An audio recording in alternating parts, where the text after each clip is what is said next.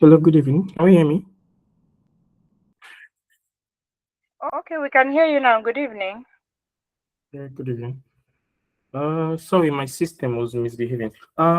Favor, are we good to go?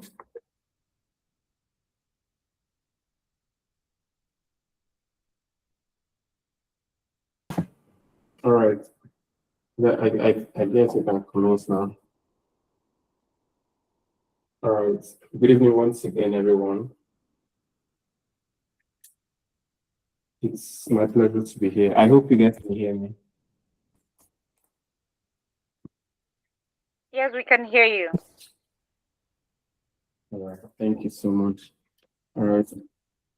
It's another great evening today, and this is the last phase of our webinar session for the PDMP, the research and publication track, and we'll be having like a dive into understanding literature research, referencing, and common publication pitfalls.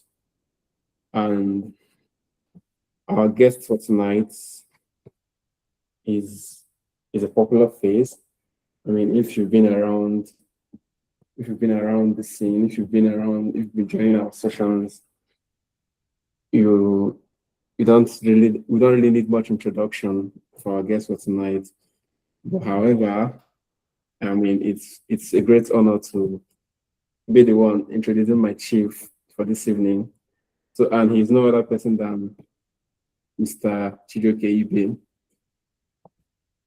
Mr. Chijoke Ibe is my chief, a diagnostic radiographer, multi-award winning writer, and a clinical research enthusiast with a strong commitment to advancing evidence-based medical imaging practice. He serves as one of the youngest peer reviewers for the Journal of Medical Imaging and Radiation Medicine, the official journal for the Canadian Association of Medical Radiation Technologists, CAMRAT, where he contributes to evaluation of research that strengthens clinical imaging standards. Mr. Chijoke is also the founder of the African Radiography Scholars and Professionals Network, ARSPN, which is a rapidly growing community. I mean, we are dedicated to democratizing access to medical imaging knowledge, mentorship, and opportunities among young professionals and scholars across Africa and beyond. So, beyond medical practice, he's passionate about growth opportunities and knowledge sharing. So, ladies and gentlemen, I mean, I think I like just to give him a round of applause wherever you guys are. I mean, as he comes on stage, Mr. Chijoke,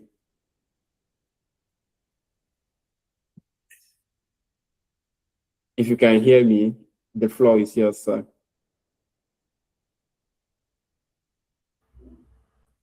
Um, good evening, good evening, everyone. Good evening, everyone. It's nice again to be at the other end of this program. Today's section is going to be very brief because I think I have another meeting in about an hour. So today's section is going to be very brief.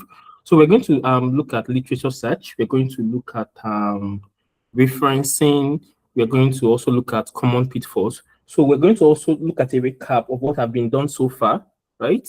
And as we look at those recap, we'll look at pitfalls. So I'm going to be giving how will I put this? I'm going to be speaking from a peer reviewer perspective, right? I mean, I've worked with JMIRS for about a year now. I think, okay, this June makes it a year, right? For about a year now. And I've reviewed papers and I've seen reject, I've seen accept, I've seen major revision, I've seen minor revision, right? So I'm just going to be talking from that lens. And also, yeah, I hope we grab one or two from my brief session.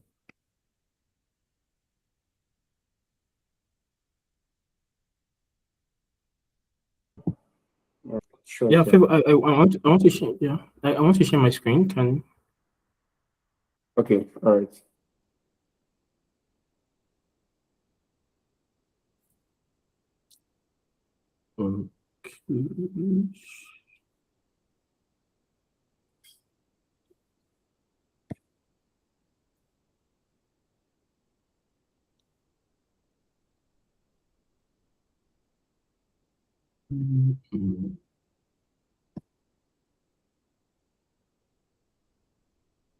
okay. So, can we hear me? Yes, we can hear you loud and clear. So Yeah. Okay. So I had a research webinar with a group of people about I think 2 weeks ago. So I'm just going to use the same slides because we talked about almost the same thing. So I'm just going to use the same slides and we run through, right? And okay. So based on what we've done in the past, these past two sessions, we talked about what clinical research is, right? I think from the first speaker that we had, we talked about that research are systematic. It means it has a system, it has a clear objective, and it should be reproducible and it should be evidence-based. I'm just going to run through this to get to a part of the section. So whenever, as we're going to enter the phase 3 of this program, which is to actually start writing research papers, so you should bear in mind, right, the core purpose of clinical research is not just to have published papers. I mean, it's a good thing to have published papers, right? But beyond that, the things we're looking at improving patient care and health outcomes, right? We're looking at because we deal with radiation for most modalities in medical imaging. So we're also looking at how to reduce radiation exposure, right? The whole ALARA principle. We're also looking at improving diagnostic accuracy, and of course, what we do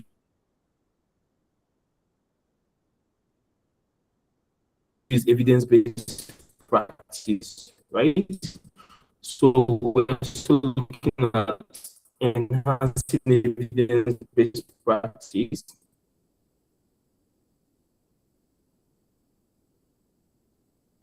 We're also looking at improving. Brought about the changes we've seen in medical imaging and the changes that are coming on the whole AI and stuff is based off on research. So sorry, let me shift this so I don't block my own view. Yeah. So research begins with a problem, right? I think the first speaker was also stating the same thing, that research begins with a problem, right? So we're going to, at the end of this session, we're going to look at a template that we're going to use to collate our research ideas together before we move to phase 3. So research deals with the problem. So from a problem is where a research is being derived from. So some people, what they look out with, they tend to like, oh, they are very enthusiastic and they tend to find a research topic. And when they find a research topic, they now struggle to find objectives of the research. I think we've seen it mostly in undergraduate studies. You're doing your undergraduate thesis and you find the topic first because it sounds very huge. And when you now boil down to, okay, what are the aims of this study? What are the objectives you're looking at? And you find yourself wanting, right? So it's not that way. So it's first of all a problem, right? So you identify a problem, whether it's gap in knowledge, gap in practice, gap in education, gap in policy, gap in technology, right? So from there, that means you have to pay vivid attention, because one of the things we are going to be doing at phase 3 is we are trying to not just publish papers, but to solve medical imaging related problems among across Africa and where we work. So it means that you're going to be very observant, right? We're going to be pay active attention to the things. Okay, if you're a radiographer, what is happening in your unit that is not supposed to be, or you think is a problem? What are the practices that you think they're supposed to change? So these are, you have to pay vivid attentions to this. So sorry if I'm a bit fast. I'm actually a fast talker. So you have to pay attention to these problems, right? So when you start paying attention to this problem, trust me, if you pay attention, you see a lot of problem in medical imaging practice across Africa, right? So from that comes to observation. So when you observe, like your curiosity drives the observation. Oh, I'm seeing this problem. So I can remember during my own time. I mean, my undergraduate thesis was based upon I was working in that was about I think 3 years ago, right? I was working normal clinical posting, and I was asking my friend, so what if this lead shielding? What if it's just a glass that they put there that is not actually like shielding anything? And I mean, I spoke it with Pigeon. We just did here the chop radiation, right? And that was curiosity, and I decided to like work. My research, my undergraduate thesis was now based off on that problem,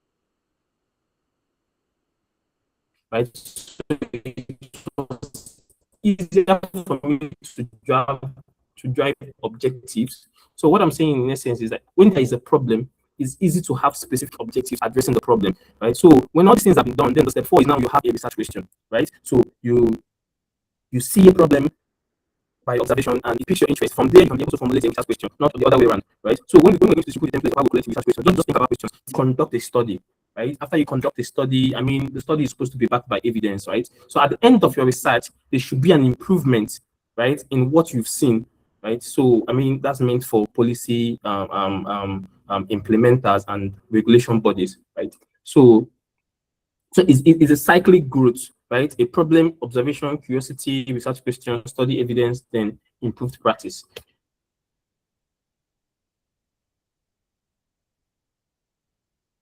Then I think how to identify research needs. I think the first speaker has already done justice to that. Using your research topic, is it feasible, right? So the study should be practical and achievable. It should be interesting, right? It should be interesting first, principally to you, right? It should be interesting to you, because if a topic is interesting to you, when you are facing a whole lot of should I say stumbling blocks or in collecting data or anything, you're able to persevere because you actually want to do this study, right? I mean, most of the things we see on the undergraduate study is whereby your lecturer dishes a research topic to you to go and do, which is not supposed to be so, right? Which is not supposed to be so. I mean, if you're applying for graduate studies, right, you would see that, oh, most of the programs they will ask you to get a supervisor. We propose a research topic, right? So the research topic should first principally be interesting to the investigator, you that is carrying out the research. So from you to the clinician, to the radiologist, to the patient, and the broader scientific community. So it should be a study that contributes to new knowledge, right? We're still going to get to that when you get to literature review. It should be a study that contributes to new knowledge. It makes no sense trying to do what has already been done, right? I mean, of what use is that we also know we've arrived at this before. Why are you doing exact thing with the same population and you're still arriving at the same result, right? So it should be something that is novel. And novel does not mean like totally unheard or totally new. Right? I mean, there is nothing actually really new. Everything is built up from what have already existed, right? So it should be ethical, right? And it should be relevant as well. Then, yeah, so structures of a viable research topic. So structures of a viable research topic. Please, who is speaking? Please mute yourself, please.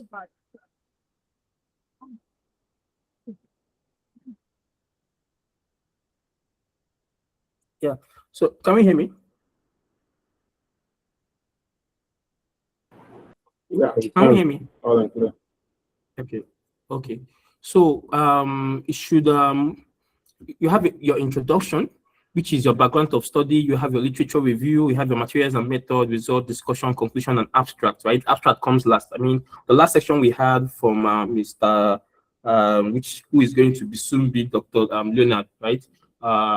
He was Dr. Jacob rather. He was stating this. So I think he went through this. So we're going to look at these structures now from the lens of a reviewer, right? So when you're writing your introduction for a research topic, it has to be, I mean, we've had this a lot. It has to be concise with some background. So your background explains the problem and what needs and why it needs investigation, right?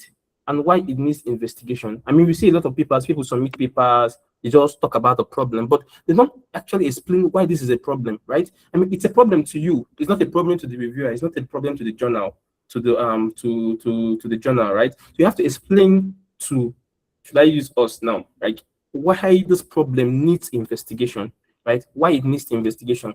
Then and in stating this, there's a formula, right? You state what is known, right? So we move from known to the unknown. I mean, I know that there are certain topics that are very novel that nobody has actually done before. But it's even in those topics. I'm going to give you an example. It is also built up from what has already previously existed, right? So you have to state the status quo. What is known, right, in your research topic? What is the status quo? So from there you now move to the gap. What is on what? So what is unknown, right? What is not known? So that's the gap of your study, right?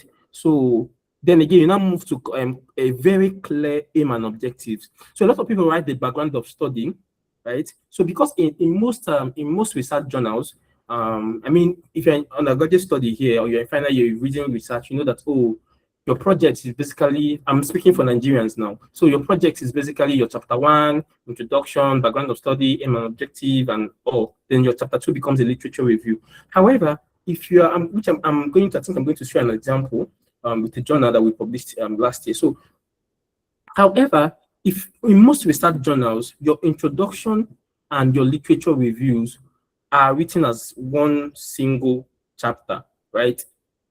And demarcated based on paragraphs, right? It's not let me see if I can find an example. Let me see if I can find an example.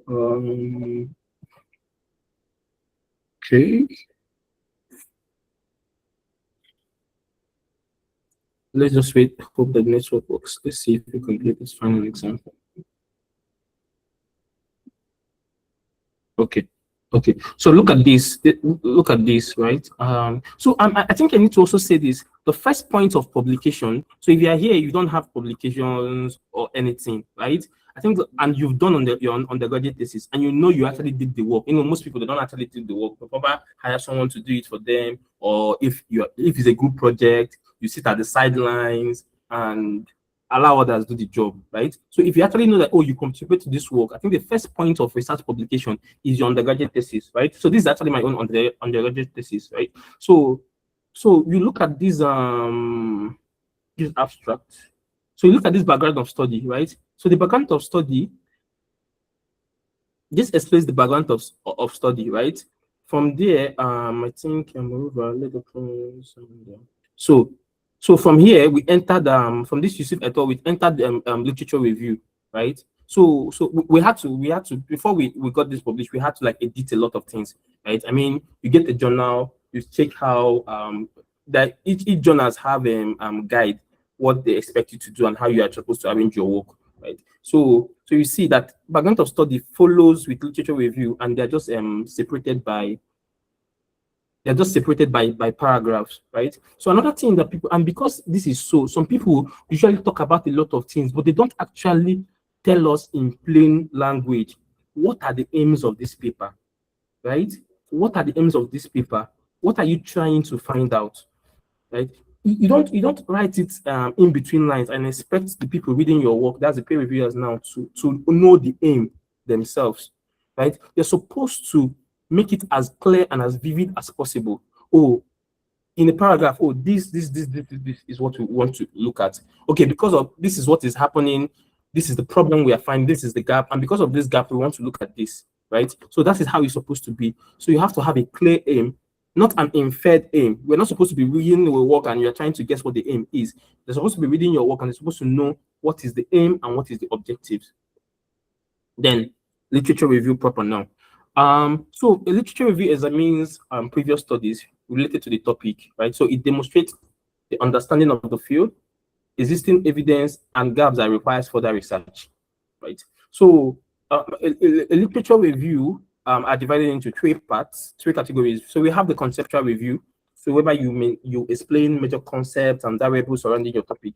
Then we have the theoretical reviews, right? So if there are theories that are if there are theories that are surrounding, your topic, you have to also like state those theories. So for example, now if you're working with say radiation protection, like the one I use as an example, you know that there are theories of what is it called again? Uh, uh, think principles guiding radiation, right? We have the justification, the optimization, and also those, right? So you have to know that are there theories? If you choose a topic, are there theories surrounding my topic?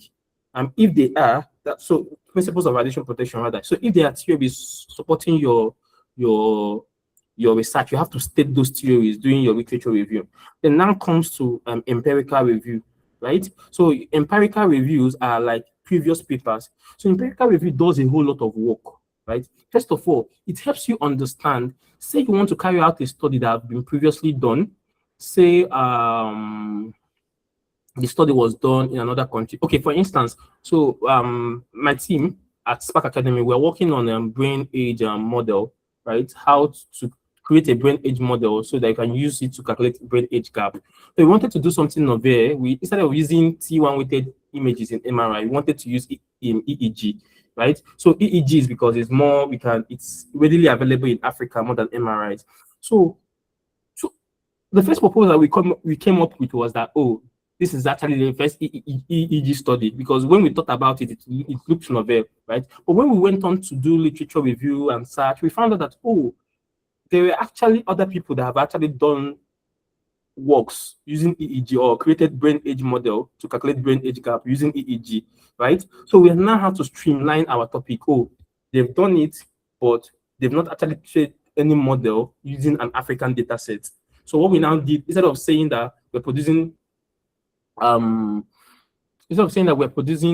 are creating a brain age model to study a brain age gap, right?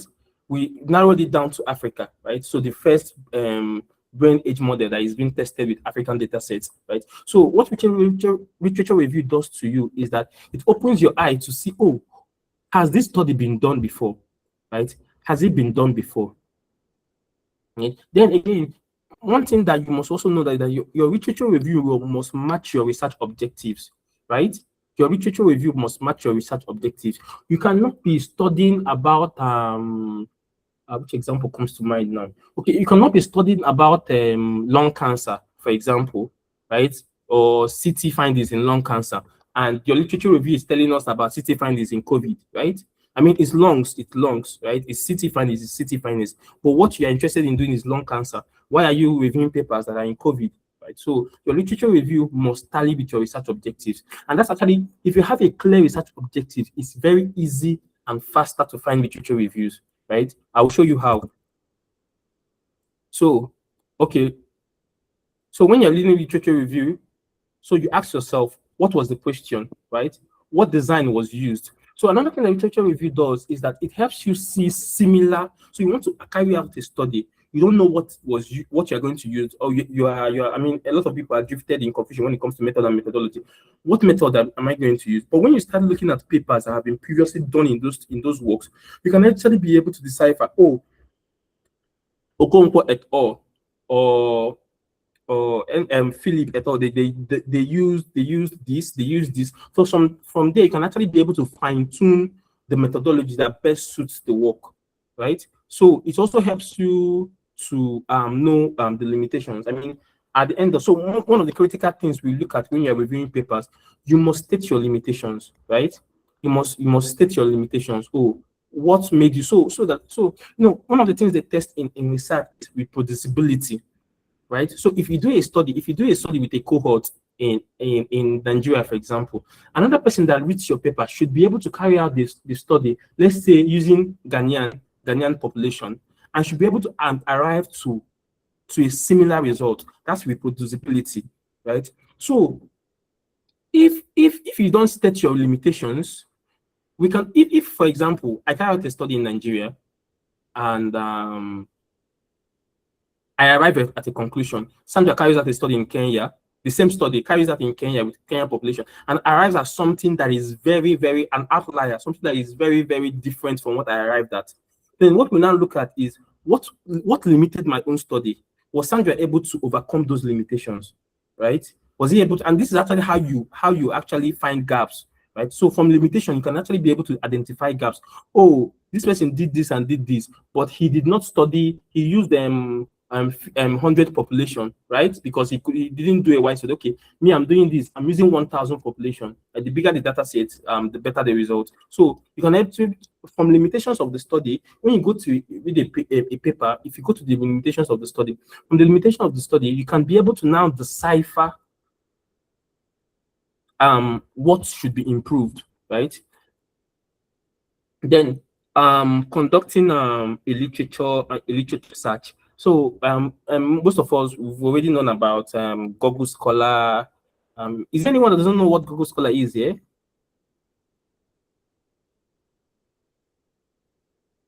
So I assume that the silence means that we all know what Google Scholar is, right? Okay, let me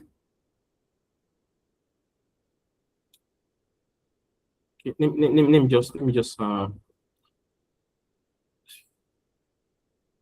sorry.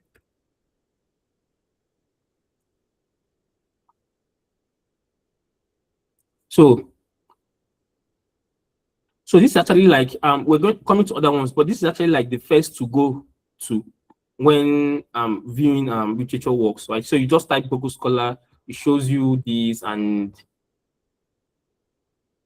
sorry, and you move, right? So you can actually be able to first, there are many things you can search here, right? You can actually type your research topic here. You can actually type the individual objectives of your paper, right? You can actually type your research topic, you can actually type your objective of your paper. Once you do that, let's say AI in medical imaging, AI.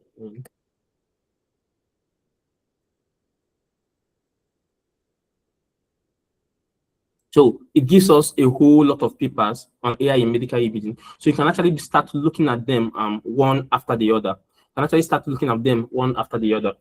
So this is one way. Then PubMed too is a website. I'm trying to get back to my slides. Okay. Then the Sci-Hub now. So I think most of us know what Sci-Hub is. So the link is here. So what Sci-Hub does is Sci-Hub is trying to democratize access to research papers. So you know that most papers, most people they don't publish open access, right? So what it means is that they don't make their work because they're not paying for publications. It means that most of their works are not visible. So when you click, let's see if we can find an example. When you click a research paper, let's open this. So when you click a research paper, you find out that, oh, in as much as you want to use this research paper, you want to study it, but you can't be able to access it. So most of the time, what this website gives us, they give us only the abstract of the work, right? Only the abstract of the work. So this is what I do. First of all, what I do in this case is, let's just see if this paper will be open. So what I do in this case is, first of all, I use a Sci-Hub. Sci-Hub. Just type Sci-Hub.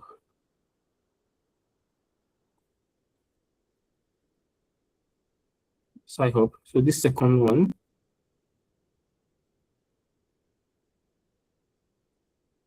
Okay. Is it this? I think it's this. Yeah, it's this. So for example, now this paper, okay, this paper discussed everything. That everything is here. But for example, if you wanted to say you open this paper and you could not see, you open this paper and you could not see everything, like, oh, they gave you only abstract because the paper was not made open access, right? They gave you only abstract, and you want to actually still view the paper. So what I do is, first is you copy the DOI link. Copy the DOI link, you come to Sci-Hub, you just paste the DOI link and you search it.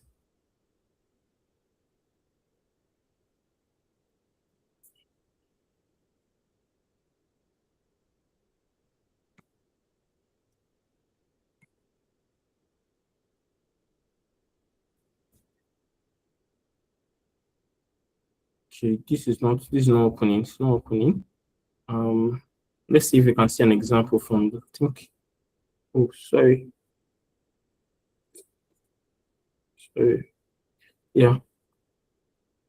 Okay, for example, now this paper now is it's so this paper is a detailed paper for research for beginners, right? So I would send this slide to the group and just open this paper. I think all the things I've been saying, it details it very well, even from a reviewer's perspective. So let's look at this.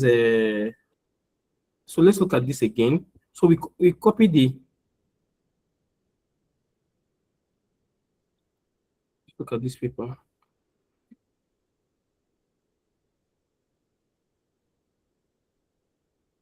So I think I'm having problem with my network.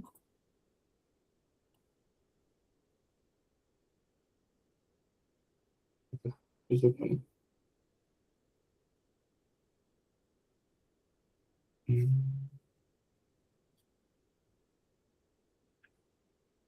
Just give me a minute.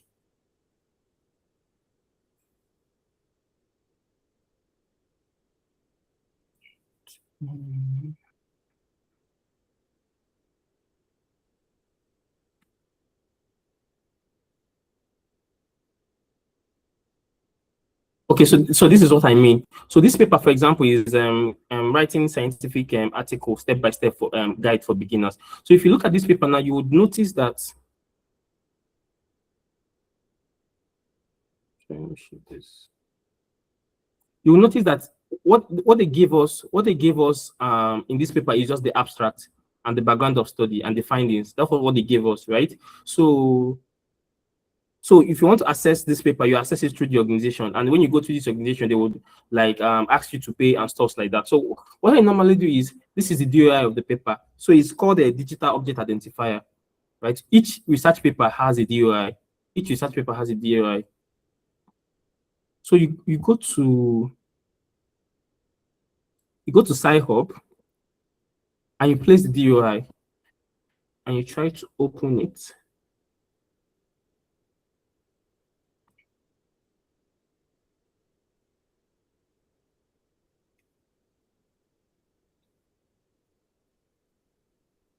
So it is loading.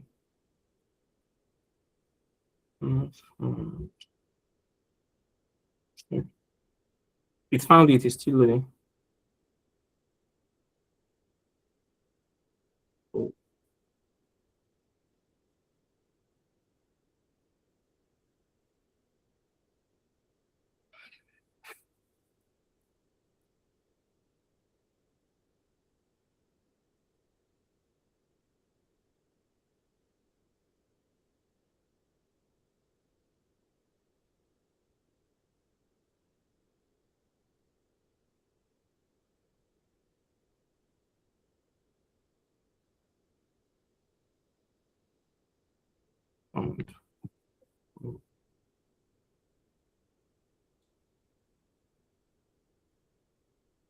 This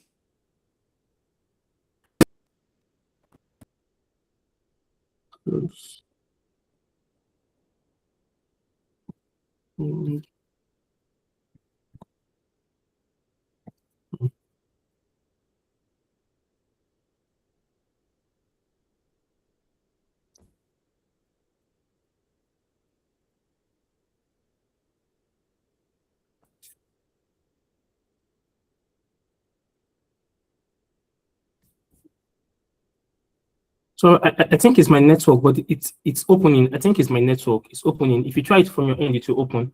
So what I'm basically trying to say is, when you use your DOI, if you place your DOI here, if you place your DOI here, you can be able to like identify or see those papers. So in the cases where you place your DOI and you can't find the paper, right? In the cases where you place your DOI and you can't find the paper, what you would do, I think it's my network. If it's not my network, these names, the authors of the paper is not supposed to show here. So it will like just write paper not found here, right? So in the cases where it writes paper not found, the other thing I do, which I've worked most of the time, is I look at the authors. I look at to see if there is a mail. If you go through this page very well, you will see like the author's email, probably most of the times contributing author, right? So if I see the contributing author, what I now do is that I send an email to them. Oh, I read so paper and I'm working on something similar. And most of the time they respond, right? They'll just send you access or the paper directly to you. And then another site that is actually very important in literature search is this answerthis.io. So what answerthis does is when you've been able to like identify a problem and you frame a research topic, most of the times you don't know if there are actual gaps in those research topics. You don't want to do what somebody has done in the past. So what you do is open this IO. Let's pray that the network will not mess this one up this time. I think I already have the page saved. Let me just check. Just waiting assistance. So, no problem.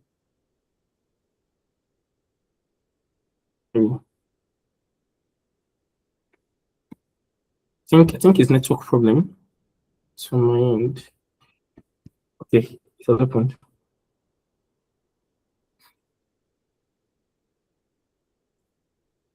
Because I already have an account, right? So I would just sign in.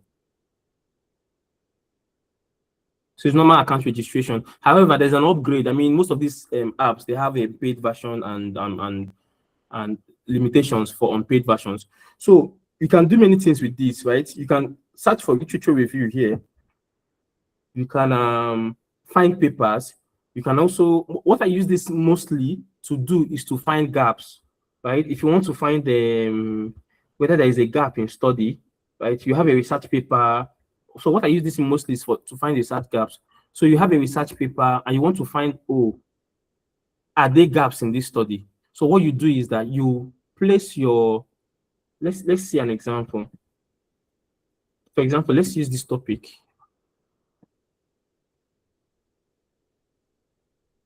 Sorry.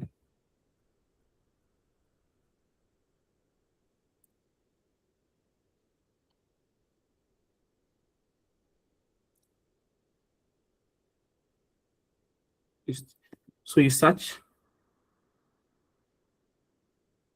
and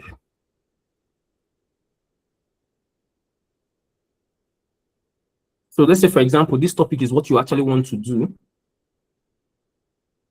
So you see now, so what it does is that it gives you like current researches that has been done. I think it highlighted the one that we published, right? It highlighted it here. Then other similar papers too. It highlights other similar papers, right? And after it highlights other similar papers, it tells you the research gap, right? So the current state of the research, radiation protection practice in healthcare setting, blah, blah, blah. So this is the current phase of the research, the status quo. Then it helps you identify research gaps. So one of the research gaps is identifying is lack of longitudinal monitoring system for occupational dose tracking, right? So it also describes the research gap, why it matters, suggests research direction, and supports it with evidence. So another research gap is also highlighting here is inadequate assessment of compliance drivers and behavioral barriers implementation. Another research gap, knowledge practice discrepancy in specific high-risk procedures. So in each of these research gap, it explains the gap, why it matters, and suggests research direction, and gives you supporting evidence. So, but most of the times, this supporting evidence, because you're not using a pro version, it's actually like blocked, doesn't allow you to see it. But once you know this research gap, you can actually be able to know that, oh, for example, if you are wanting, and I think this is what we use. This is what we use doing when we're trying to find a research gap surrounding our project, the project we're working on brain age model. So we were able to put our project topic here, and it identified what has not been done. So from there, you can be able to refine your topic or to know whether you're still going to go with your topic or refine it. So in this case, it showed us that, oh, the research has already been done. Like it showed us vividly with this, and it also showed us similar studies to that was already done. Okay, yeah. So these are like tools for conducting literature search.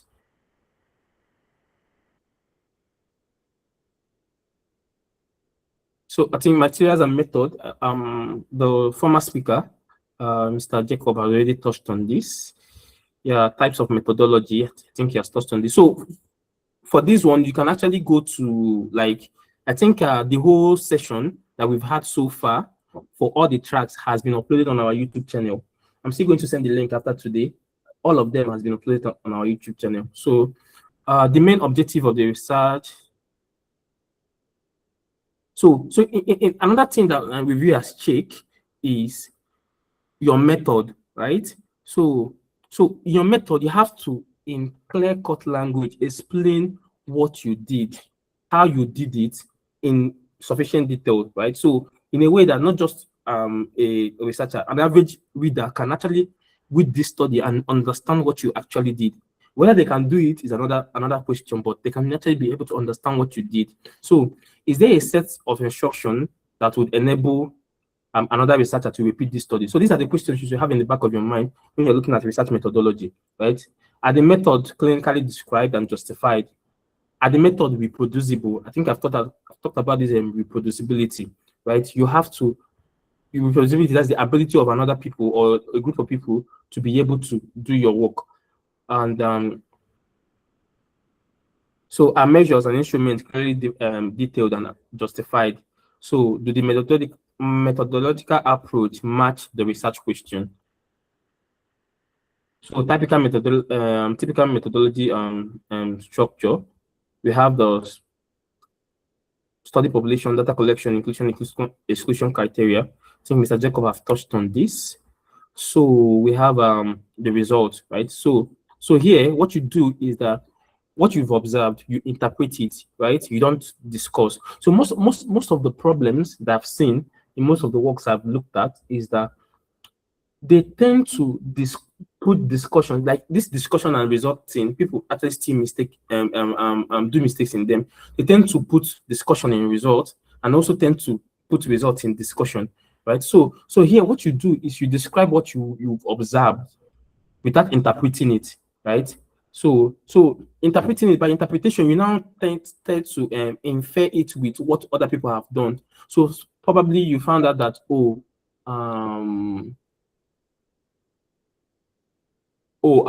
obesity is a risk factor for cardiovascular disease, for example, and you now start that's what you've observed, right? I mean, the results clearly shows that 50 in the 50 participants, uh,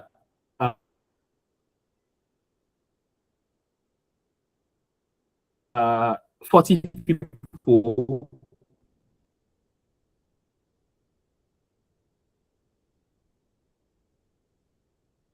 have had a cardiovascular problem before, and 40 of them are obese, right? So that's the result. So you are describing what you've observed. So when you start now saying that, obesity, this can actually mean that obesity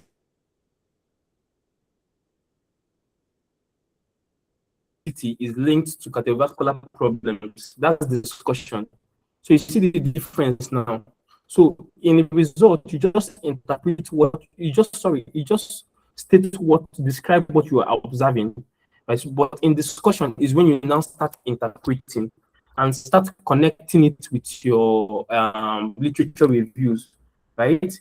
You start connecting it with your literature reviews. So that's the difference between discussion.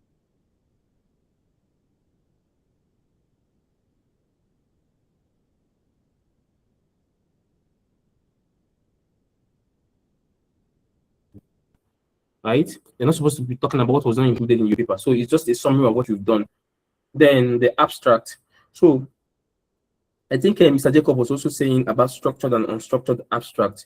So a typical this structured abstract, it has a background, a method, a result, and a conclusion, right? That's a structured abstract. So I've reviewed a work that does not have a structured abstract. What they did was I think a narrative review. That's what they did in their work. So there was no background, there was no method, there was no. So the abstract was just written in one paragraph rather than having. So this is an example of a structured abstract. So this is an example of a structured abstract, right? Background, objective, method, results, right? And conclusion. So this is an example of a structured abstract. So most journals, when you want to publish, most journals they give like their document that they give to. So if you click publish, for example, so let's check the journal I work with. Let me show you.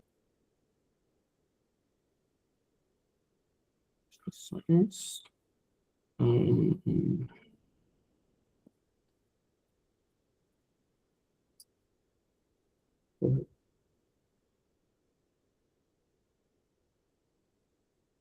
don't know, my network is not too strong today. Oh, this is not opening. So I would have shown you, okay, I think it's opening. So most journals, they give you a PDF of what is expected. If you are conducting a new study, if you're conducting an entire new study, they give you approach, word count, how you're supposed to arrange your paper. If you are conducting a literature review, they give you. So let's wait for this to open, so I'll show you what I mean. They give you also how just a guide. I think they call it guide to authors, right? So most journals I've seen, most journals have I don't know why this is not opening. Most journals have guide to authors. So it's very important that when you are done with your my network is having problem. So it's very important that when you are done with your research that you want to publish, if you identify a journal, I think when we're done with when we are closing phase 2, we could actually show you guys how to do journal finding. Okay, so it's clearly written here, right? So this is view guide for authors. So when you, I think it's supposed to be a PDF document or something. So okay, so this is guide for authors, right? So guide for authors, introduction,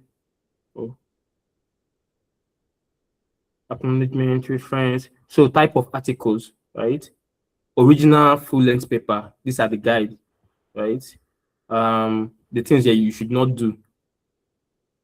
Review articles. These are the guide.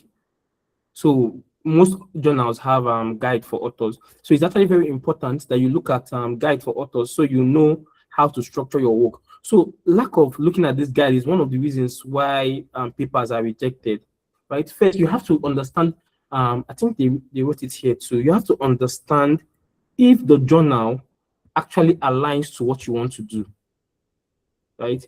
If the journal actually, view aims and scope. So you know that, oh, this journal is accepting papers, not you're doing an ultrasound study and you're submitting to a journal that only accepts cross-sectional imaging, right? So they would likely tell you that, oh, this paper does not align with our journal needs, right? So to avoid the back and forth of rejection, you also check if this journal, and that's why using journal finders are important.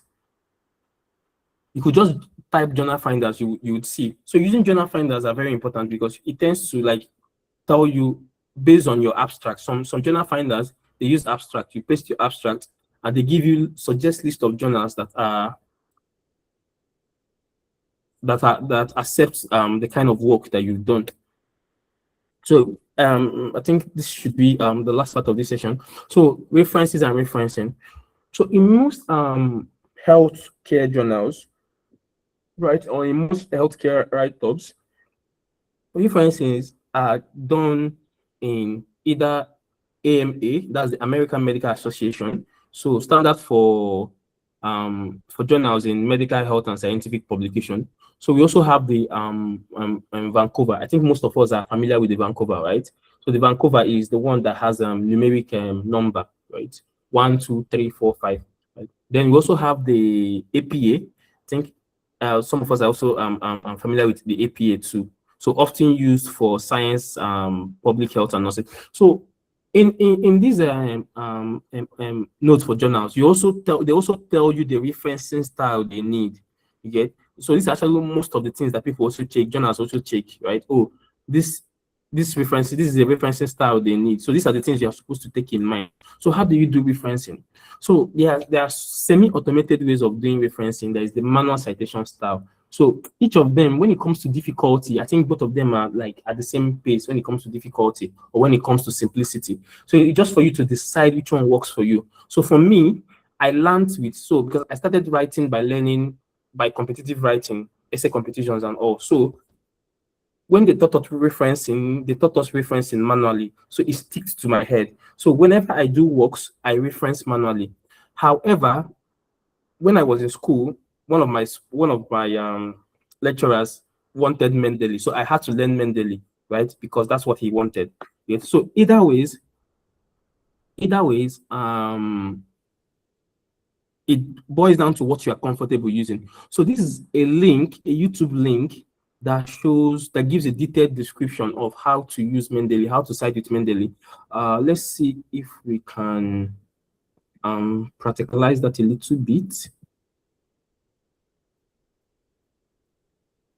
So we search mendeley.com. Are you guys still following? Am I too fast? I know I'm too fast.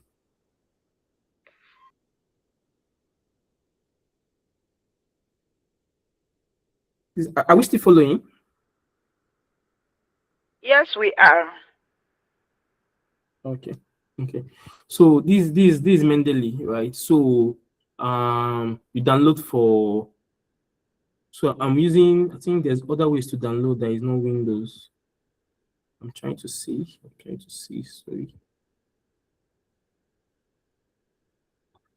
It should be other ways, but this is download for Windows, right? So I already have the app in my phone. So once you click download for Windows, it downloads.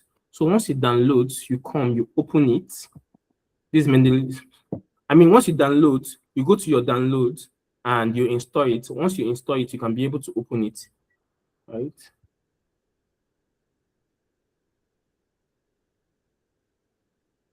Saying, sorry. Please wait while you try to reconnect. I think I'm still having network issues. Okay, let's wait for it to open. Sorry, let's just wait for it to open. My network is kind of very slow.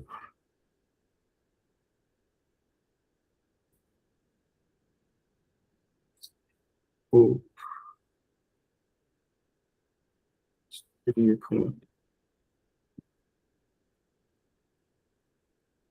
let's try again. Normally this would open just because of how poor the network is today. Okay, it has opened, right? Okay, these are the references I've used in the past. So I mean, it stores all your works, even if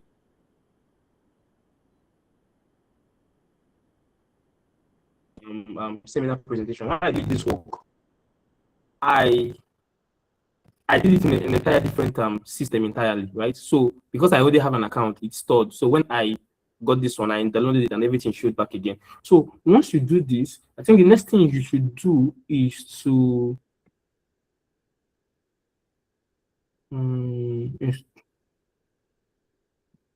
so you go to tools, right? If you're downloading it for the first time, this is because I'm not downloading it for the first time. If you're downloading it for the first time, once you open your Mendeley, this is not what it's going to show, right? It's going to show a different interface. Then you go to tools. So once you go to tools, you install Mendeley site for Microsoft, right? So it is written here, install Mendeley site for Microsoft. So once you go to tools, you install Mendeley site for Microsoft.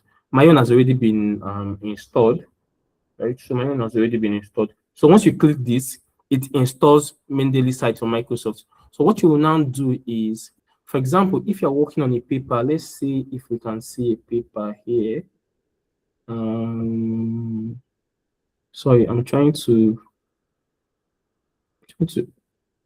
see if I can find the paper that is not classified. Sorry. Project reflection, physical reflection. Right.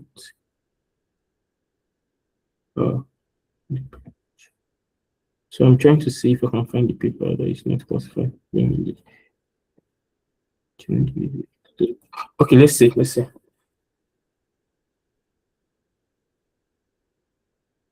Okay, so for example, if this is a paper, so this is just a work I did for a client. So if this is a paper, for example, that you want to like cite or reference, you can go to. So once you've installed your Mendeley, you can. Sorry, I'm coming. You can go to references, right? So you go to references. Oh, I don't know why this site with Mendeley is blocked. Oh, okay, let's try again. References. It's not sure. Oh, something is wrong. Something is wrong. Sorry, let's try and open it again.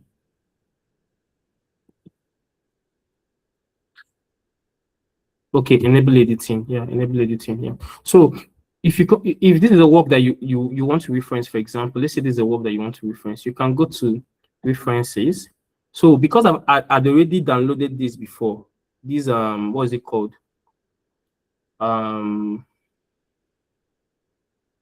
Because I'd already installed the Mendeley site for Microsoft. Because I've already installed it.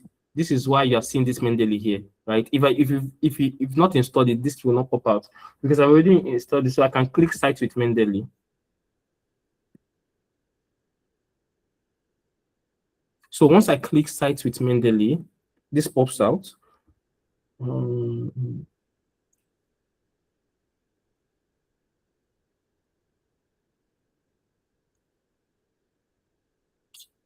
Okay, get started.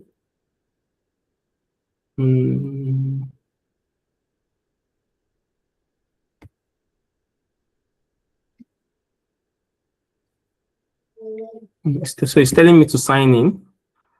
Do I still remember the password? 16, let's see.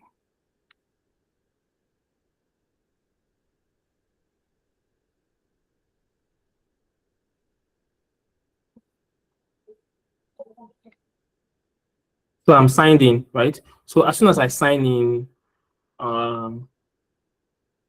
the stuffs, okay, no reference, no, okay. So all the references I've used in the past, all of them would show, right? All the references I've used in the past. So this is what you do. So for example, when you open Mendeley, you can decide to, I think I needed to say this before you cite with Mendeley, your work are supposed to be done. So you're supposed to have finished your work, right? So it now means that when you're supposed to be saving the papers that you're going to use for referencing. You're supposed to be saving the papers as you are doing the work, right? You're supposed to be saving the papers. So when you are done saving the papers, for example, you can decide to add referencing or import folders. So what I normally do to make it easier for me, like I told you guys before that literature reviews must follow your research objectives. So let me check.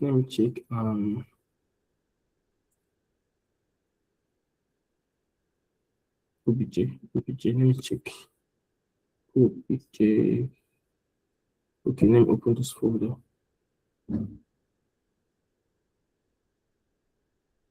So if you look at this is a research I did, we did recently. So I was able to save these all the literature reviews based on the research objectives. So we have 4 objectives. So objective 1, if I open up objective 1, you guys can see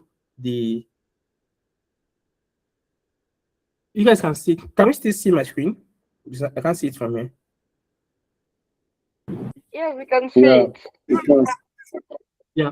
So what I do is to make it easier for me, I do literature reviews based on my specific objectives, right? So objective 1, I search it. So once I collect all the resources I can find, I save it as what is it called? I save it in a folder, right? So these are all the literatures that was collected in for objective 1.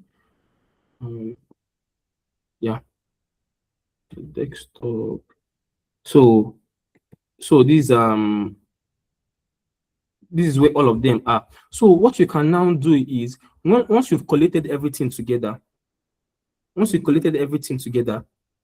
your Mendeley app, you can, like I said, when you open Mendeley, these things will not be there. These are previous works. So in your Mendeley app, you can add referencing, right?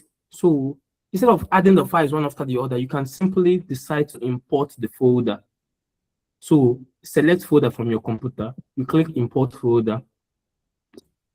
So once you click import folder, this is a folder. Let's say you want to use this folder.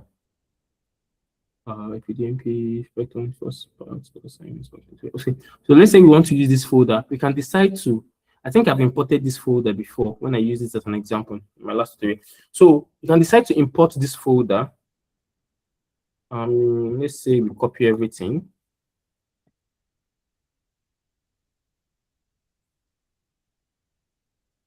Sorry. So this is the folder. So you upload the folder, right? You upload the folder. I think it has already been uploaded before. So you see, if you look at this down screen now, it's showing you. Let me see if I can enlarge it. Sorry. It's showing you that the folders are being uploaded. So you see that the references are changing, right? The references are changing. So uploading folder 26%. So we are uploading 19 files in total. So once it's done, all of them will arrive here, right? All of them will arrive here. However, to make it easier, especially if you're doing, like, if you're into writing and you're doing several works, you can actually create a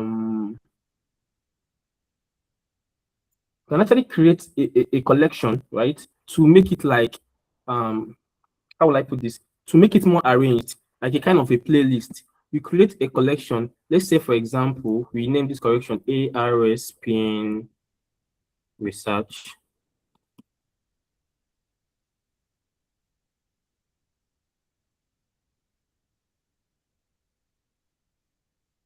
Right. So this ARSPN Research, there is nothing in ARSPN Research collection. So you can decide to add references. Let's do what we did again. Import from folder, import from library. Oh, sorry, this not okay.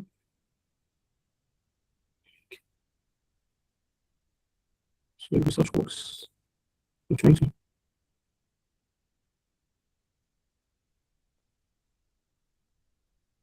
Okay, drag and drop PDFs here or add references to this collection. Okay. This one, the one we uploaded, they are telling us that 23 uploaded files have been generated, 20 generated references already exist in your library. That's because I've uploaded it before. So you can click review duplicate. If you click review duplicate, you can choose to, they will show you the duplicate, right? If they show you the duplicate, you can choose to remove, you can choose to like manually remove all the cited duplicates. So for this, drag a PDF file here. Let's see.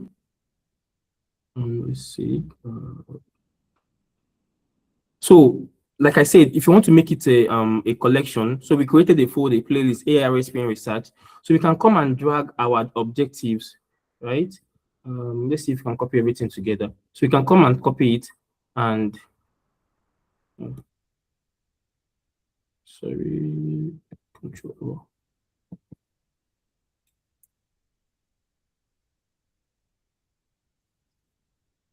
You can decide to let's drag it one after the other. So we are dragging the 7 papers now. You can decide to just drop it here, right? So it starts uploading again. So you see all the whole papers has been dropped here, all the whole papers, right? So let's just use this these ones for example. So these are the 7 papers that these are the 7 papers in ARSPN Research, like the playlist. So you created a playlist, you carry all your papers there, right? I think it's better than having this. This thing would be very disorganized. especially if you've done many research. So finding your references will be very hard.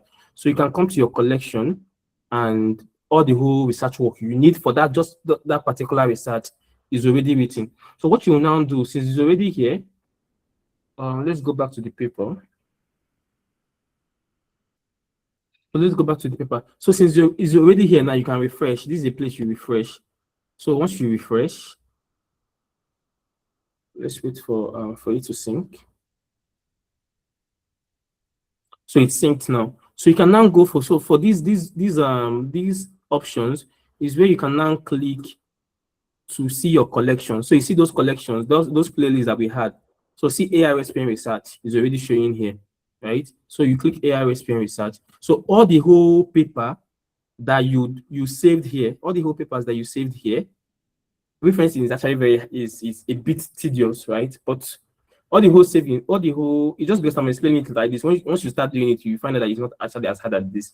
All the whole papers you've saved here is already appearing in this place. So now, how do you now insert your citations? So say, for example, that you want to insert the citation here, right? So it should be at the last, before the period or before the comma, right? So we want to insert these references here, right? So what we do is we click on the references that we want. So you place your cursor where you want the references to be. This is where we want it to be. So we click on the references that we want. We click on it, and below it says insert citation. So you insert your citation.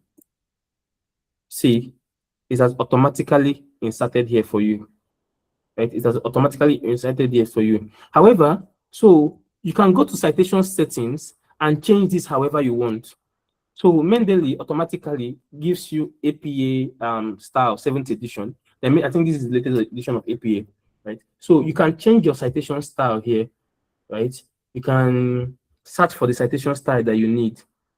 Right? If you're not seeing the style that you need here, let's say, for example, Vancouver is not showing here.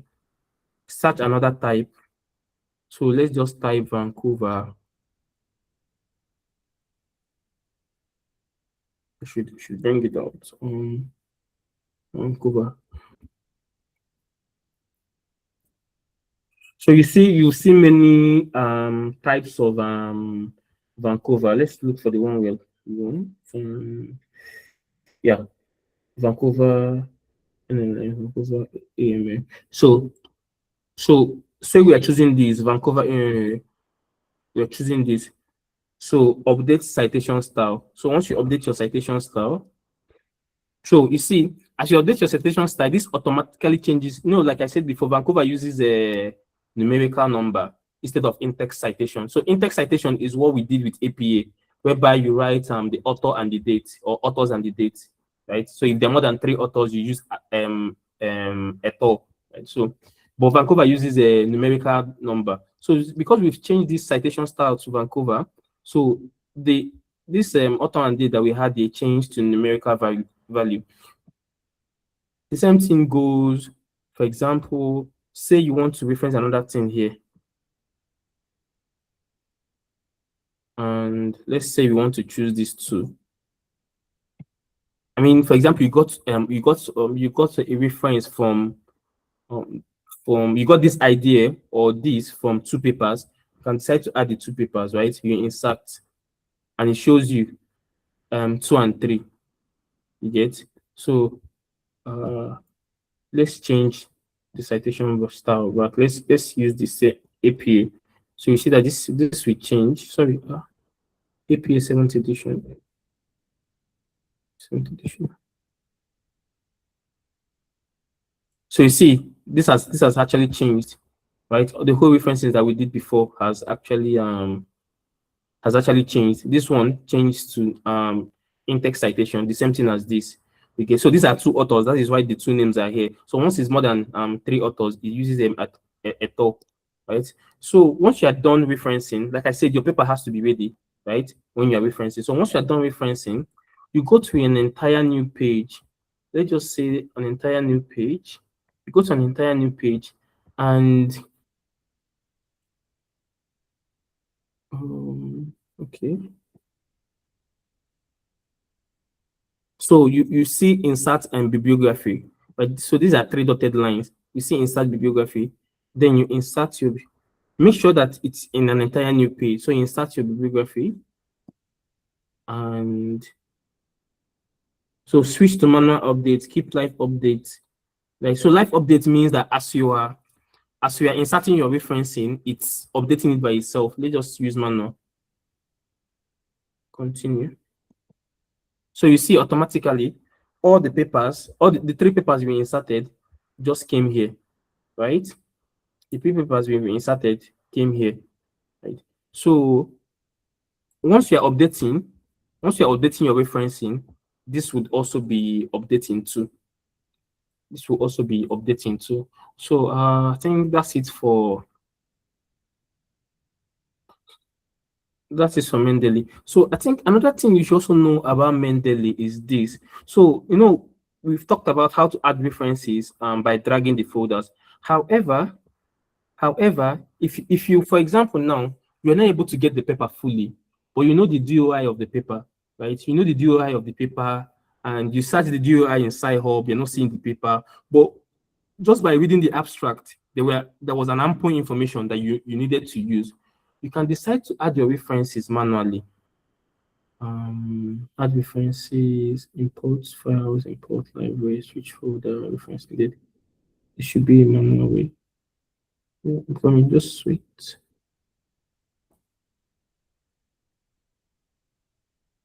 Yeah, add references manually. So it gives you this folder. So for example, let's use the initial DOI that we were looking at before.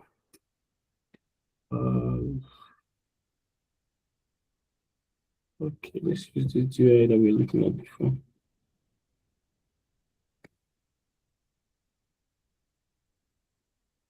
Yeah, so this is the DOI we were looking at before. So let's say, for instance, that we were not able to find this paper. So you see, it was network error before. So you see, it has opened, right? So what I was saying in Sci-Hub, once you put the DOI, the paper shows immediately, right? So once the paper, so in as much as Sci-Hub is trying to democratize, sorry that I'm debating, in as much as Sci-Hub tries to democratize access to papers, some papers also protect their firewalls very well that even Sci-Hub cannot access it, right? So sometimes if you put your Sci-Hub DOI, sorry, if you put your DOI in Sci-Hub, it does not show it tells you paper not found. But this paper is already here. You can actually just download the paper, right? Or read it here if you want to read it here. I actually recommend this paper for anybody that is trying to start research. I think if you've not done research before, it's well detailed. I think it's very detailed, even more than what I'm explaining. Right? I've read the paper too, and it helped me. So for example, that we not see this paper, we can decide to use the DOI. So these are object identifiers, DOI, PIDM, ISBN for books and stuff. These are all object identifiers, right? So you can decide to add your DOI here and you search it. Automatically, see what it does for you. It updates the whole.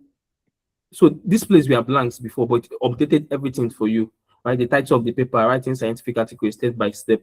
So once you've identified that, oh, this is actually the paper you are looking at, you can add entry. So you add entry here, right? You add entry here.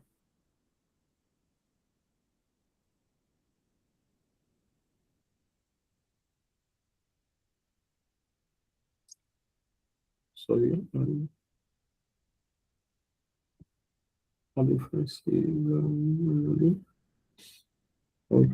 Let's do that again. DOI.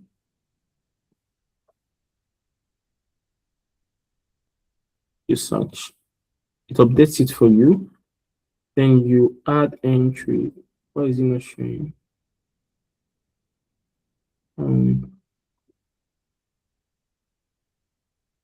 Yes.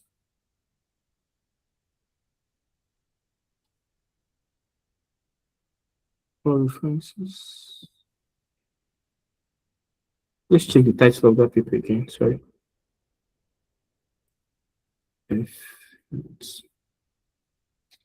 Okay, so it's already here, right?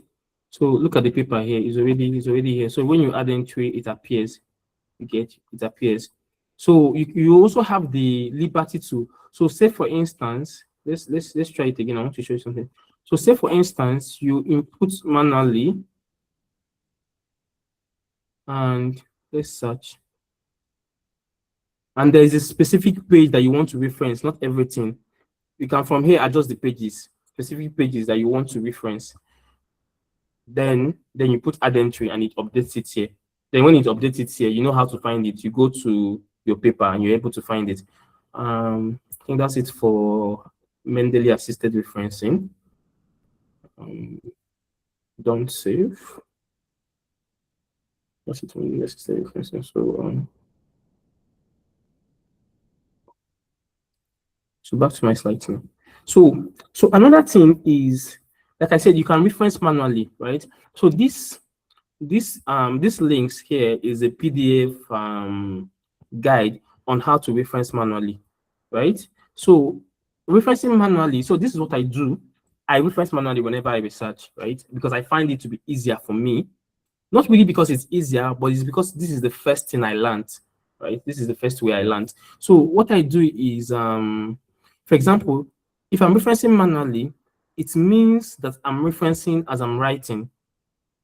Just find whatever works for you, right? So when I'm writing, I always open my notebook, right? Whenever I'm writing. So whenever I'm writing, if I'm seeing a reference that I need, right, I would just be pasting the links here. So say for example, let's look at that paper again. Sorry, let's look at that paper again. Let's still use the paper. Yeah. So say for example, I am referencing something and I found out oh, sorry.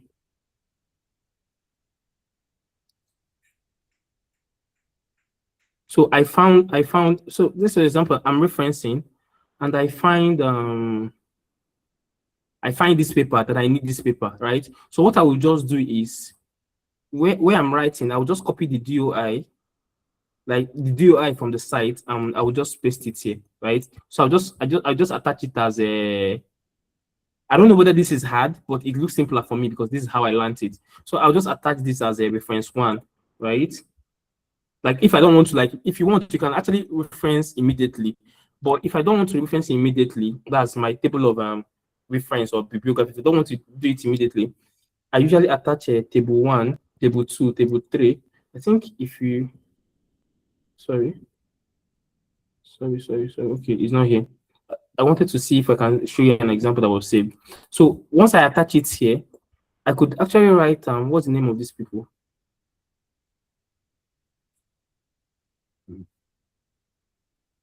Trust me, when you start doing this thing, it's not as hard as this.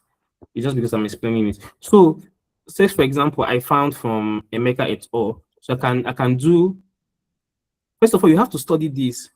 I have to say this. You have to study this to know how to. So these are the PDF. When you get this slide, these are the PDF documents of how to reference in Vancouver, how to reference in APA, how to reference in AMA, right, manually. So you have to learn this. So most of the time, like I have APA in my head because I've used it for several competitions. So it's name dot ye dot title and columns and subtitle, then retrieved from URL link, then access, you put where you accessed it from, right? That's for APA. I think that's for APA 6th edition, right? So we've used it a lot. Most competitions require APA, so that's what I learned with. So the same thing goes with Vancouver. You have to like understand how to reference in Vancouver. When you open these are PDFs. When you click the link, you can download the PDFs, and it's something that requires that you need to study, right? It's something that you need to study. See, once you start it, it feels, when I started referencing, it was hard, right? I think I could remember when I would write and I would tell someone to help me to reference and all, right? But when you start doing it, it becomes part of you. It becomes very simple. This thing I'm explaining to you is not even hard, right? Referencing is actually the last part of the thing I do in my work, and it's actually very, very, very easy for me because I've done it over time. So I've done it over. So when it clicks, and it stays with you forever, right? Like for example, this Mendeley now, I had to like talk about it because I'm teaching it, right? But I don't actually use it. And because I've learned it, no knowledge is a waste. Somebody might see it and be like, oh, I want to actually learn how to use Mendeley. And to tell you the truth, since I finished, I think it was my final year first semester that we did a seminar presentation. Since I was done with seminar presentation, I've not used Mendeley to cite any work, and I've written because I write for people, I research for people, so I've written a lot of works, and I've not used Mendeley, right? So I had to learn it because of the instructions that the work demanded. And you see, I've learned it, right? I think there's also another one too. Zuto something I've forgotten. There's also another one that starts with Z that is also semi-automated. I've not used that one before, so you can also Google or use YouTube and find how to use it. So all the things I've explained, you can see it in this YouTube, like setting with Mendeley. So this YouTube, I think is it's not even up to 15 minutes and it's straight to the point, straight to the point. Then how to install Mendeley, this is mendeley.com. So if you want to cite manually, this is also how you do it. Sorry, when I used this for presentation, this was I was actually very tired, so I had to include this in my slide. But yeah, we're done. I think I can take one or two questions now before I rush out.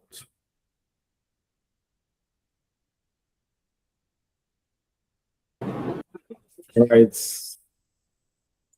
That was a stretch. Thank you so much, Mr. Chijoki, for that wonderful session.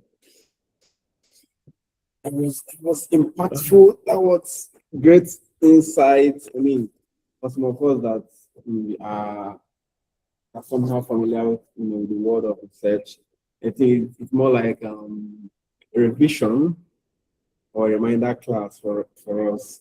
So thank you so much once again for that wonderful session. So I do hope I'm not talking to myself.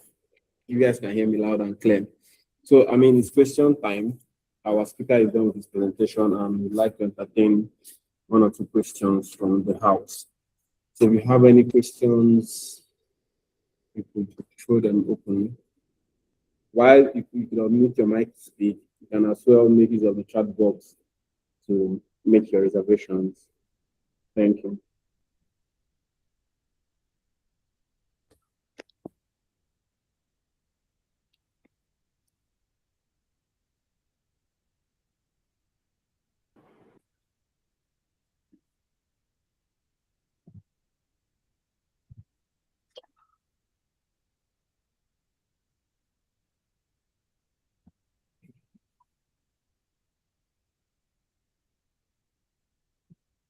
So can you guys hear me?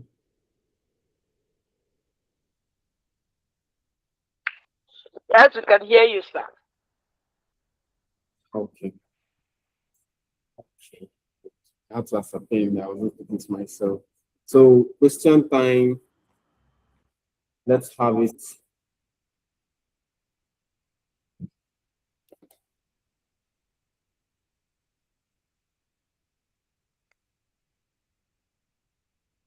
I mean, lack of question just showed two things. We understand everything, we don't understand anything at all. This guy was just talking what we don't know. So which one is it? Which one is it? I mean, I can speak myself. I was on the same page, so I understood clearly all you shared.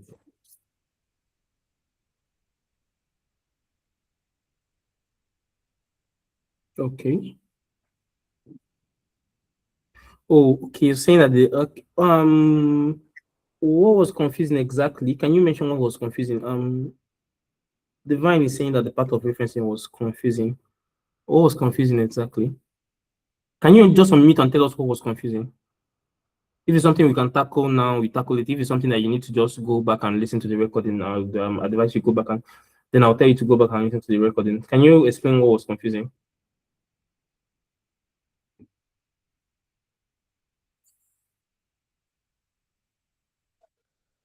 Okay, I think I have to go back to the recording to rewatch because at that point I was kind of lost.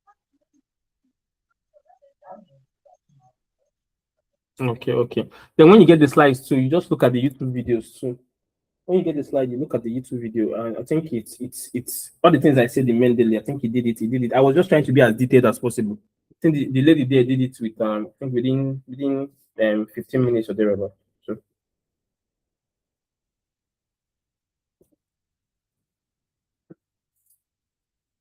okay. So in the absence of no other question, which I think. So we're still going to drop. I'm still going to. So let me just share my screen again and show you guys something. Share screen.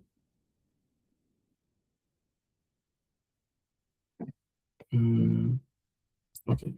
So let's look at these guys. So this the last speaker dropped a that was something I saw in his slides when I went through his slides after the class, and I think it's good that we use it. So our next section is phase 3. Let me see if I can find the slide. Okay. So that's Mr. Jacob. So there was something he did he dropped in his slides. I looked at his slide after the class and I was able to see this. Yeah. So this is what we're going to use. Let me make it. So we're going to.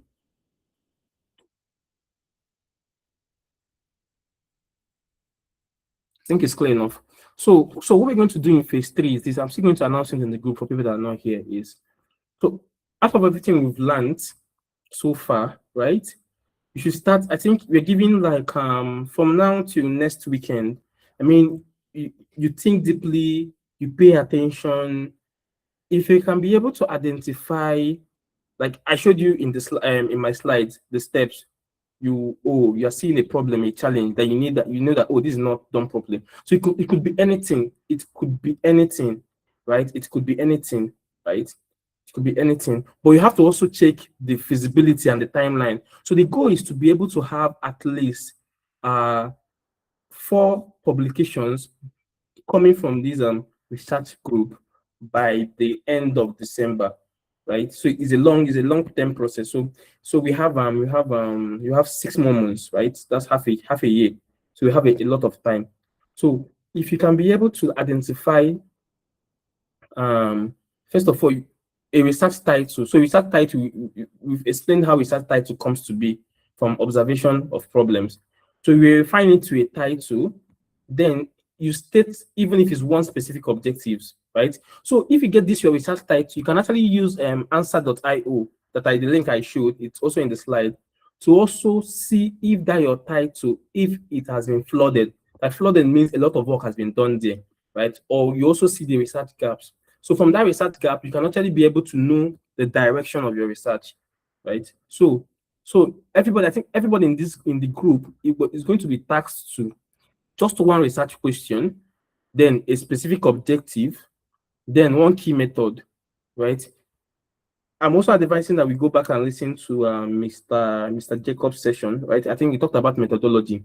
So there are many methods, right? You can decide to do a quantitative review, a qualitative review, and I think because we are starting, we're going to use easy ones, right? Quantitative, qualitative, and what is it called? Literature. Sorry, systematic review, right? Systematic review. So we're going to be using those ones. So systematic review is that you're not doing any new research, right? You're just collecting a whole number. I'm going to see if we can have a section, just a side section on systematic review. That's for people that will choose systematic review as their method. You can actually go and read it up. So it's simple. It's just you collecting different research topics. You're collecting it together, and you're now reviewing it and you're interpreting them, right? So although it has a lot of steps, there is Prisma, right, whereby inclusion, exclusion criteria, and all. It has a lot of steps. So this is what we're going to do. Each person is tasked to look around, right? Something that is, you first start from where you are working, right? Then you now think about your state. You now think about your country. You now think about your region. You now think about the continent. You get, so it's inside out. So I think when you look at all these things, you can be able to find. I mean, for example, one of the things that everybody's hammering on is revamping of curriculum, right? I mean, so many outdated things are still in the curriculum, and you don't find anywhere to actually implement them. That's a problem. right? That's a problem. There are many problems, right? I'm looking at it in details now, and my head is going to many places. So once you sit down and brainstorm on it, you find a whole lot of problems that needs to be addressed, right? So you look at them, you carve out a research title from it. You can ask ChatGPT, right? You can use a scholar. I think there's ChatGPT has a scholar think a scholar page, right? Scholarly page. You can ask ChatGPT, oh, this and these are the problems that you've seen. Can it help you draft it or position it into a research topic or suggest research titles based on this problem, right? Then you can be able to now see a lot of research titles. You pick the one that are more conversant to you. You go to answer.io, you place it there, and you're able to identify gaps. So from those gaps, you actually know where your objectives are going to come from. So you are tasked to draft a research title, write one scientific objective, then a key method, then what is expected. It's not supposed to be perfect. As it's not supposed to be perfect. I mean, do it with due diligence, but it's not supposed to be perfect. If it's not perfect, it's totally fine. But do it with due diligence, right? So once this is drafted, everybody brings it up. So we bring it up. I mean, obviously, we're not going to do everything. So we look at it based on feasibility. How feasible is this? Can we be able to finish this and submit to a publishing journal latest by the last quarter of the year? That's October, November, December. If you can be able to do it, then we choose it. Then once we choose it, the ones we choose, we pair people up and we work on it individually. So we pair people up and we work on it. And one beautiful thing is that as this thing is going on, the people in the research track, in the tech track, are also learning data analysis. So one of the things that they're going to test what they've learned on is analyzing the data that is going to come up from this. So it's going to be as if these both tracks are working hand in hand. So it's actually an opportunity for them too.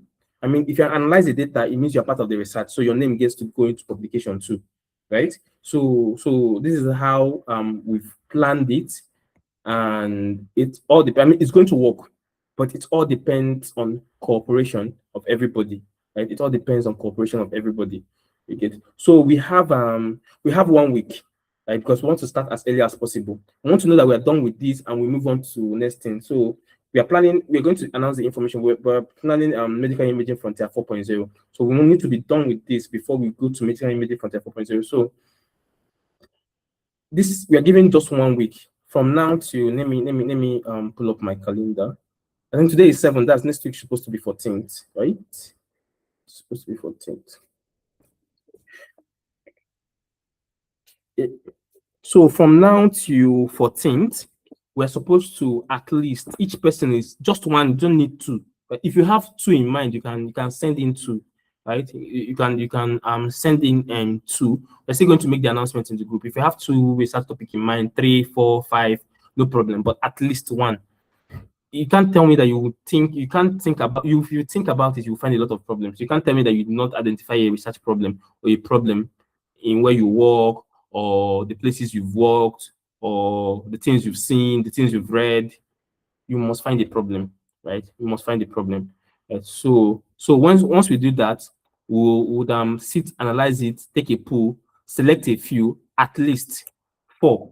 Then we pair people up, different groups. We pair up people up in groups, and we start working on them.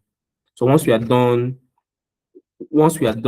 somebody will be tasked to find journals. All these things we're going to learn them, right? Find journals. Then somebody will be tasked to editing, right? So you edit the work based on what how the journal states you should edit the work.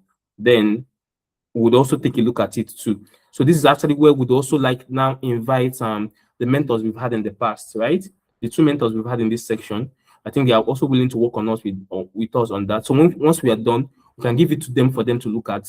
Right? Once they look at it, it's also a plus for them too, because the name is going to also be added in publication. So you remember what this man said, the first session we had, he said something that is very critical, that most of all these people that do PhDs and they have 100 papers, 150 papers, 90 papers, it's not principally that they wrote these papers from start to finish themselves. It's by collaboration. And what they might have done would probably be, oh, I help these people edit. So if you help edit, that's a contribution to a paper. I mean, you're not going to be the first author, but you're going to be part of the contributors, right? So This is how people build a lot of papers for themselves. So you see somebody, oh, somebody has published 100 papers and the person is still working. Tell me how it's possible. The person did not write the 100 papers. It's just born out of collaborations, effective collaborations. So we've talked about to these mentors, and they are ready to, once we are done with our papers, they will help us look at it, fine tune it, then we send to journals. Right? It's a plus for them. The name gets to be added to part of publishers too. Right? So this is the ample result we want to. Let me share this. This is the last thing I'm sharing. Thank you guys for saying this long. So this is the ample result we want at. This is what we are doing at try an application phase 3. So 4 to 6 months. This is what we are doing in application. So 4 to 6 months, we have ample time. We have 6 more months to go. So for 4 to 6 months, by the 6th month, we should be able to have publications, right?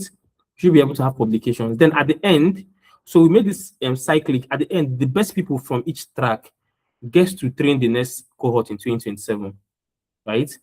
I mean, if you can teach it, that means you know it very well. Yeah, you get to teach. You get to teach. So you move from a mentee to becoming a mentor to people that are going to come, because we want to make this a continuum. So you move from it to becoming part of the people that are going to teach the next cohort. So I think everything I've said. Stop sharing. So I think everything I've said is clear. If there are further questions based on this or based on what we've discussed, you can put up your question.